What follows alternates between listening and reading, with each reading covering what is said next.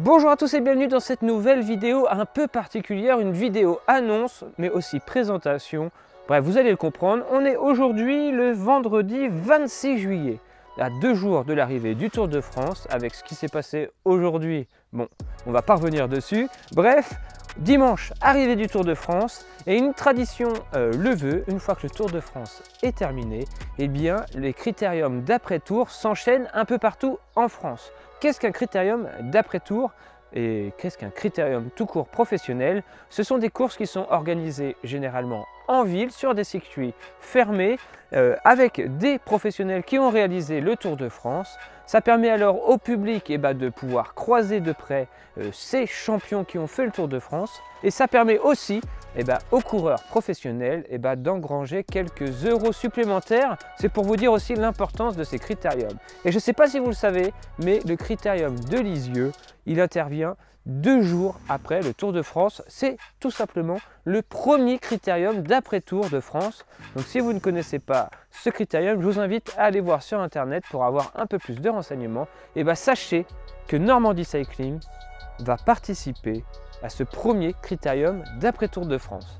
Mais quand je dis participer, c'est pas juste on y va en spectateur pour regarder les pros passer. Non, on va être à l'intérieur de la course et on va vous faire vivre de l'intérieur cette course. Autant dire un vrai privilège qui nous est offert. Donc pour ça, autant vous dire qu'on va essayer de ne pas faire les choses à moitié. Il va me falloir une vraie machine pour pouvoir suivre les pros. Car oui, entre autres, Warren Barguil est annoncé, Guillaume Martin, Anthony Delaplace, Paul Ourselin, et j'en passe. Vous découvrirez d'ailleurs tout ça dans la vidéo qui y sera consacrée. J'ai regardé les stands Strava de l'année dernière du critérium de Lisieux. Alors c'est un show, mais ils sont chauds. On est quand même à du 38,7, 42 moyenne. Autant vous dire que ça fait longtemps que j'ai pas fait ça. Je sais même pas combien de temps on va durer dans le peloton. D'ailleurs, je lance dans les commentaires un pari. C'est un tour d'environ 2 km 100, effectué à une vitesse moyenne de 38 km/h. Vous pensez que je vais tenir combien de temps dans les roues de ces champions? Ça va être mon défi clairement. Je ne dis pas que je vais terminer ce critérium, je n'y crois pas une seule seconde d'ailleurs, mais on va essayer de faire bonne figure et on va essayer de vous faire vivre ça de l'intérieur le plus possible. Bref, passons. Je vais vous présenter alors le vélo que je vais utiliser durant ce critérium d'après-tour. Il me faut alors un vélo capable de rivaliser avec les meilleurs vélos du marché. Et pour ça, j'ai à ma disposition en ce moment, et ça tombe bien, un Cipollini MCM. MCM pour Mario Cipollini Custom Made. En fait, Cipollini fait depuis toujours des vélos, des très bons vélos. Ils avaient équipé d'ailleurs à l'époque l'équipe de l'armée de terre. C'est vrai qu'ils ne sont pas sur le Tour de France, mais il faut savoir que ces vélos, ce sont des vélos faits pour les compétiteurs, des vélos ultra rigides, ultra compétitifs, ultra dynamiques.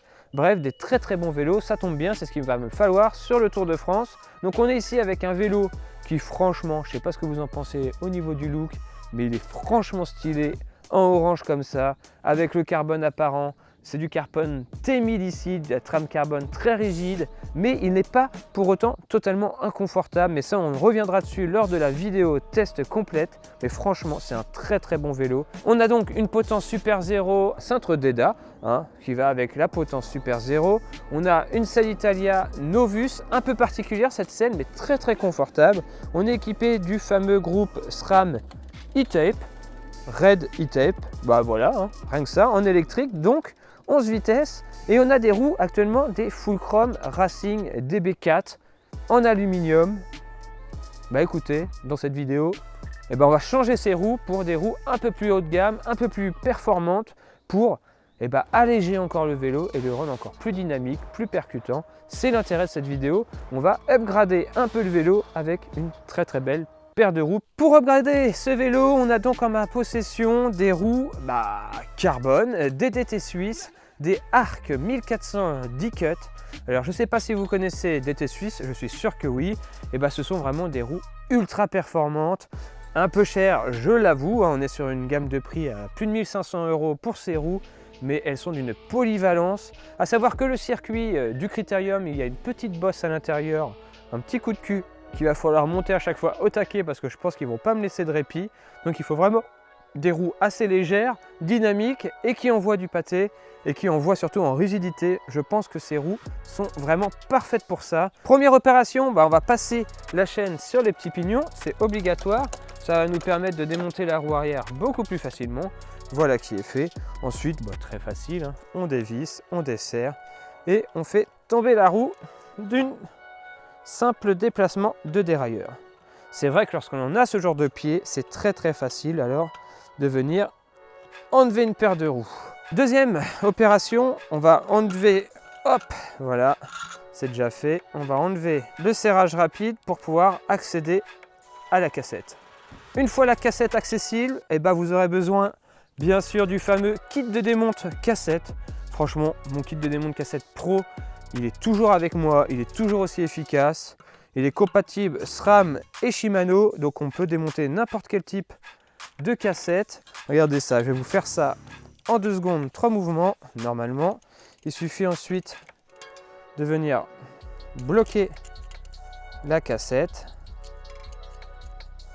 avec la clé à fouet, voilà, qui est fait. Là, c'est bloqué et on vient donc tout simplement dévisser, mais c'est bien vissé. Ça y est, j'ai commencé à dévisser, donc le reste va venir tout seul. Et la cassette risquait pas de bouger. On garde le petit serrage important et on va donc récupérer la cassette dans son intégralité. Et la nouvelle roue, elle est là. Et écoutez, de toute façon, il y a un sens, hein. C'est pas très bien compliqué. Ça se met tout seul. Voilà qui est fait. On vient replacer là l'écrou de serrage. On reprend notre outil et on vient serrer la cassette sur la roue. Alors, est-ce qu'il y a besoin de la serrer comme une brute comme ils avaient fait? Ça ne bouge plus, il n'y a pas de jeu. J'ai envie de dire que c'est tout bon. On est venu chercher alors le serrage rapide de la roue DT Suisse. D'ailleurs, ce serrage rapide que je trouve super pratique. Ça ressemble en fait un peu à un serrage rapide de roue à disque. Vous voyez que vous n'avez pas le système de serrage comme on peut avoir l'habitude. On va venir visser et ensuite on va pouvoir venir en décalant la poignée, remettre dans la bonne position ce serrage. Je trouve ça super chouette. Franchement, ça c'est vraiment du très bon serrage. On va pouvoir vraiment bien caler la roue. Et il se met à flotter. Pas cool. Allez, la roue est serrée. On vérifie que ça tourne. Ça tourne, mais ça fait du bruit, mais c'est normal. Ok. Il commence à être méchant ce vélo de Cipollini avec ces roues-là. Une fois qu'on aura mis la roue avant. Alors à savoir que les DT Suisses sont équipés de tubeless GP5000. Mais attention, une autre vidéo sortira où vous verrez que j'ai eu quelques déboires avec les GP5000. Donc à l'avant, on est bien sur une technologie tubeless 100% étanche avec du préventif à l'intérieur. Par contre, à l'arrière, les flancs du tubeless ont complètement fui au montage. Donc j'ai dû y coller une chambre à air. On perd un peu l'intérêt du tubeless, mais bon. Faute d'avoir autre chose sous la main pour le moment, on va utiliser la roue comme ça et on verra un peu ce que ça va donner. De toute façon, demain, on teste le vélo en mouvement. Alors que la pluie continue à tomber, ça tombe bien, hein, ça va faire un pré-lavage. On va alors installer les Swiss Stop pour roue carbone. Pour ça, il vous faut un petit multitool, hein, rien de plus simple, et on va devoir dévisser la petite vis qui est sur le patin. Alors pourquoi il est important de prendre des patins spéciaux carbone? Parce que c'est pas du tout la même matière déjà, parce que si vous utilisez les mêmes que vous avez déjà utilisés sur les roues alu, il risque d'y avoir de la limaille, un peu d'alu dedans, et si vous freinez après, mais ça risque d'être un massacre sur vos roues carbone. Vous risquez tout simplement de venir flinguer vos roues carbone. Alors au prix de roues carbone, franchement, je serai à votre place, je ferai attention à ça quand même. Il y a marqué par-dessus left, donc celui-là c'est celui de gauche, left, left, et right, right, tout simplement, hop, hop, Et ensuite, il va falloir venir régler les patins. Alors pourquoi entre deux jantes, le réglage de hauteur change? Parce que chaque jante est un peu foutue différemment. Il va avoir une hauteur différente, une bande de freinage différente. Donc il faut vraiment venir réaligner vos patins sur la bande de freinage. Parce que si vous commencez à freiner sur le pneu ou sur la zone qui n'est pas du tout dédiée au freinage, vous risquez vraiment d'abîmer soit votre pneu prématurément, soit votre jante.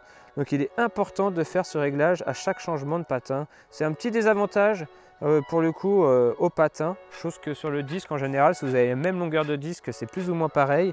Ici sur le patin, c'est inévitable, vous devez passer par le réglage de ces fameux patins. Et il pleut, mais oh, je peux même déjà passer un coup de chiffon tellement il pleut là.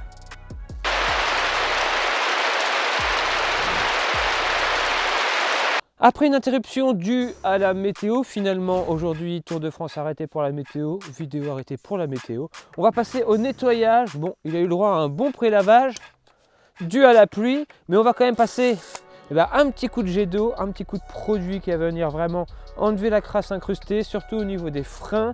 On va éviter d'asperger le SRAM, on va, même s'il est étanche, on ne va pas non plus mettre le jet directement dessus. Allez, on va venir nettoyer ça, on va venir positionner la roue avant et puis voilà, le vélo sera prêt à aller être essayé demain sur la route pour faire ses premières sensations avec et voir si on va se sentir à l'aise durant ce Critérium Pro sur lequel on est invité.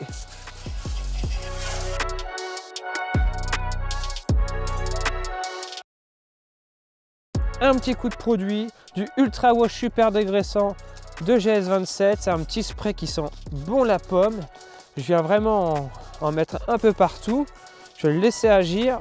On va éviter aussi encore une fois les dérailleurs, on va en mettre un peu sur la cassette comme c'est dégraissant, ça va pas faire de mal. Allez, on rince le vélo. Le rinçage il peut se faire de loin, pas besoin de frotter, c'est parfait. Un coup sur les roues.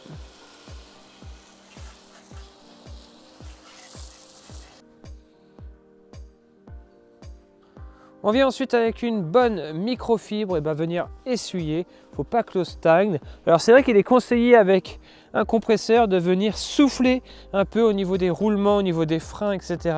pour éviter que l'eau vienne abîmer les roulements. Bon j'ai pas ça sous la main, donc je vais pas pouvoir souffler le surplus d'eau. On va essayer de l'essuyer au maximum, puis ça ira très bien. La chaîne qui est pas trop graissée, donc ça va, j'ai pas insisté dessus, c'est vrai, j'aurais peut-être pu la dégraisser un peu plus. Allez, on fait sécher tout ça et on installe la roue avant pour voir le résultat final.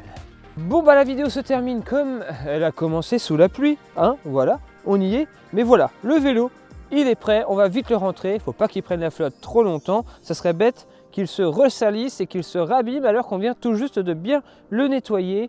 On a donc un Cipollini MCM équipé de ses roues DT Suisse, Ready Tape, capteur de puissance Assioma Favero dessus, bref, il est paré pour la course. Le vélo est prêt alors à affronter le Critérium de Lisieux qui se déroule le mardi 30 juillet. Retenez la date, si vous êtes dans le coin en Normandie, n'hésitez pas à venir nous voir durant ce Critérium.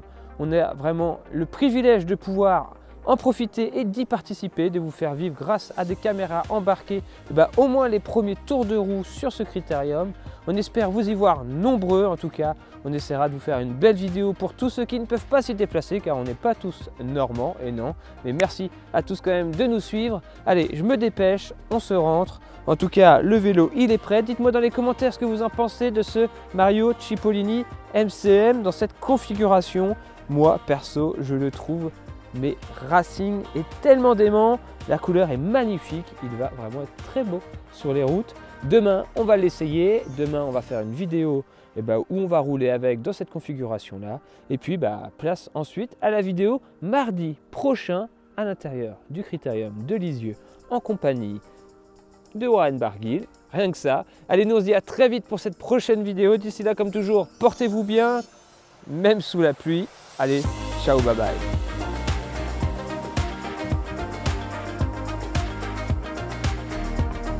En plus de ça, il est léger. Quoi demander de plus?